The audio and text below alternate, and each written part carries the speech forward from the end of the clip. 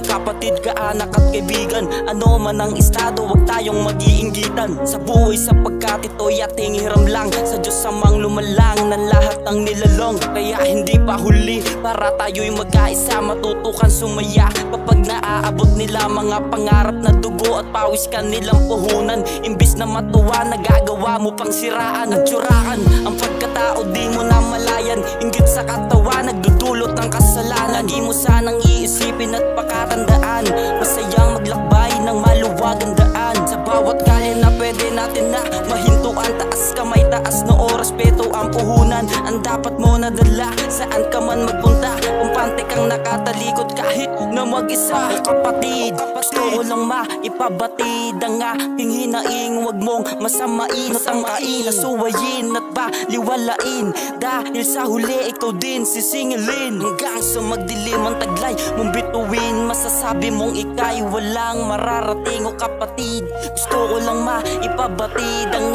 aking hinaing, wag mong masamain. Ang sarap kasi mabuhay nang walang tinatapakan, yung tipong masaya at walang iniiwasan. Nakaaway sa daan at malayang nakakalakad sa nais na puntahan. Ngiti palagi ang bubungad sa iyong mga mata, mga tao na positibo, na may isang layunin, wag magpaka-negatibo sa buhay. At palagi taasan ng pangunawa, di naman nakakababa kung gumagawa ng tama. Kapag umaangat sila sa kanilang diskarte, suportahan na lang ang kanilang pagkaabante. Wag mong itindihin ang sinasabi ng iba, kaya kayo ginaganyan dahil naiingit sila.